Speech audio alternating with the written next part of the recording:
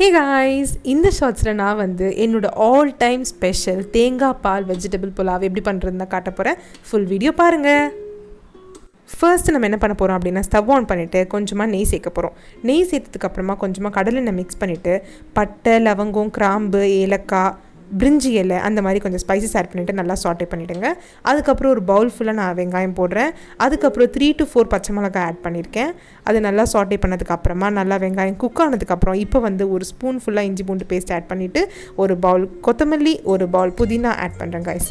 இது நல்லா சாட்டே பண்ணுங்கள். நல்லா அது குக் ஆனதுக்கப்புறம் இந்த ஸ்டேஜில் நம்ம வெஜிடபிள்ஸ் ஆட் பண்ணலாம்.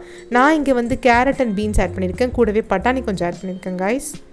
இது நீங்கள் நல்லா சாட்டே பண்ணதுக்கப்புறமா கொஞ்சமாக தேங்காய் பால் ஆட் பண்ணிக்கோங்க. இது எதுக்காக நான் ஆட் பண்ணுறேன்னா, காய்கறி நல்லா குக் ஆகிறதுக்காக ஆட் பண்ணுறேன். ஸோ 3 minutesக்கு அப்புறம் நம்ம இதை ஓப்பன் பண்ணி பார்த்தோம் அப்படின்னா தேங்காய் பால் நல்லா வற்றி காய்கறிலாம் நல்லா குக் ஆகிருக்கும். இந்த ஸ்டேஜில் நான் 1 hour முன்னாடியே வாஷ் பண்ணி ஊற வச்சுருக்கிற 2 டம்ளர் பாஸ்மதி ரைஸை அதில் போடுறேன். அதுக்கு நான் 2.5 டம்ளர் தேங்காய் பால் எடுக்கிறேன். ஆல்ரெடி 1 hour ஊற வச்சதுனால நம்ம 2 டம்ளர் எடுத்தாலே தாராளமாக போதுமாக இருக்கும். அதுக்கும் மேலே நீங்கள் தேங்காய் பால் சேர்த்துட்டீங்க அப்படின்னா குழைவாயிடுங்க. ஸோ கேர்ஃபுல்லாக சேர்க்கணும்.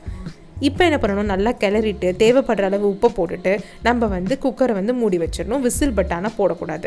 இப்போ நல்லா ஸ்டீம் வர டைமில் நம்ம அகைன் ஓப்பன் பண்ணிவிட்டு ஒரு கிளறிட்டு உப்பு கரெக்டாக இருக்கா இல்லையா அப்படின்றத செக் பண்ணி பார்க்கணும். இன்கேஸ் உப்பு உங்களுக்கு கம்மியாக இருக்கிற மாதிரி இருந்தது அப்படின்னா இன்னும் கொஞ்சம் உப்பு அட்ஜஸ்ட் பண்ணிவிட்டு நல்லா கிளறிட்டு இப்போ தான் நம்ம என்ன பண்ணணும்னா குக்கரை மூடிட்டு விசிலே போடணும் காய்ஸ். விசில் போட்டதுக்கப்புறம் சிம்மில் வச்சு ஜஸ்ட் ஒரு 1 or 2 விசில்ஸ் வந்ததுக்கப்புறமா நீங்கள் ஆஃப் பண்ணிட்டீங்க அப்படின்னா சூப்பரான தேங்காய் பால் வெஜிடபிள் புலாவ் ரெடி ஆகிடும்.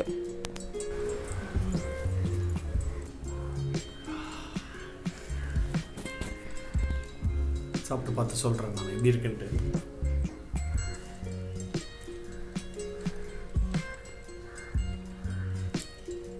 சூப்பராக இருக்குது.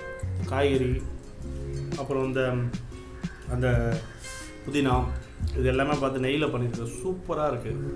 தேங்காய் பால் சாதம் வேறு லெவல். உண்மையாக ஜெனுவன் ரிவ்யூ கொடுக்கணும்.